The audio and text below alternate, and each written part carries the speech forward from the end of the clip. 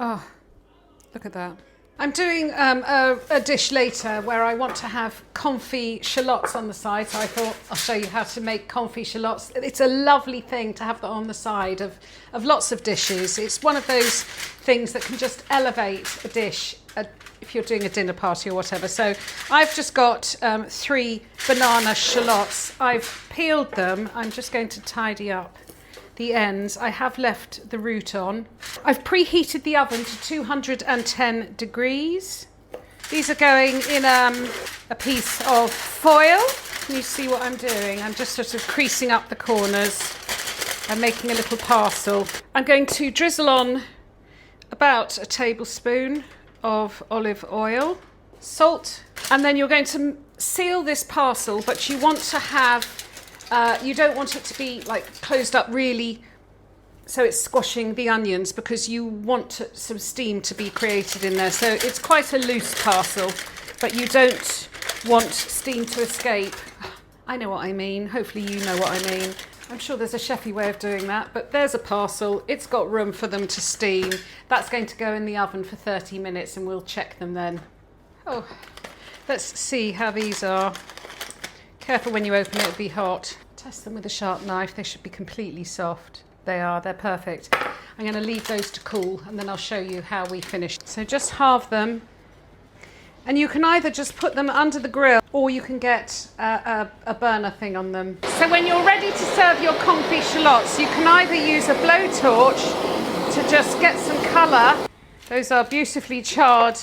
I really fancy Dauphinoise potatoes, and it's one of those things you always think of about cooking for a crowd. Well, I think there is no reason why you just can't make a small amount if you can find a small enough tin for just 1 or 2 of you. So I'm starting by putting, I suppose, that was about maybe a bit less than a cup of milk, so maybe 150 ml of milk, and I'm going to put in about 70 ml of double cream.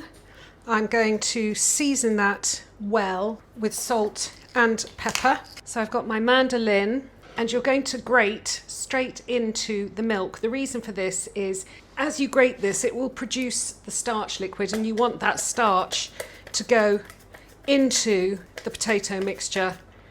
I know that's making me nervous. I need to get one of those metal gloves you can get. So I've peeled, I think I've peeled 5. I've stopped double dipping because I've been told off so many times, apparently because I'm an example to people now. So I'm using the safety guard and making sure I keep my fingers. Obviously this will be more than enough for 2, but the point is it gets better with age. So you can go back to it. The messy bit, you want to actually completely coat that so that they're all covered between all the slices in that lovely milk and cream. I'm going to gently heat that and stir it every so often to make sure that it's not sticking on the bottom for about 10 minutes. Take a garlic clove, you can leave the skin on, cut it in half and use it to rub all over the tin in which you're going to pour the potatoes. These have cooked in the cream, and you can see the cream and milk has actually thickened up, and that's because of the starch in the potatoes.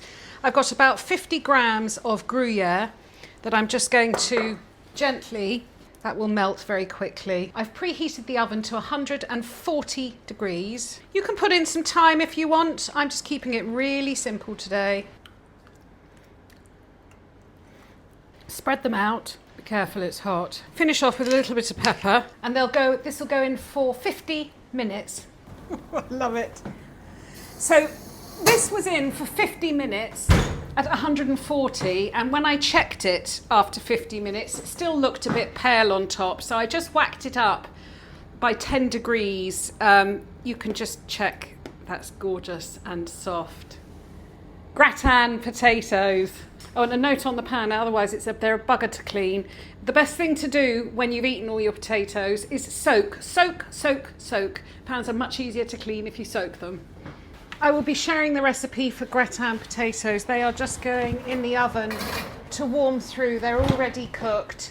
I have got a pan here. We're having chicken with a chestnut and mushroom sauce. I've got 2 chicken breasts that I salted earlier. I have patted them dry.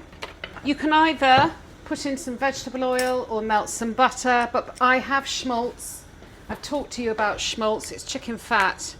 The pan doesn't have to get too hot. I'm going to put the chicken in, skin side down, and just let that chicken skin slowly colour. So I've got some of these, they come in a vac pack, whole cooked chestnuts. It was a small handful and I am just roughly chopping them.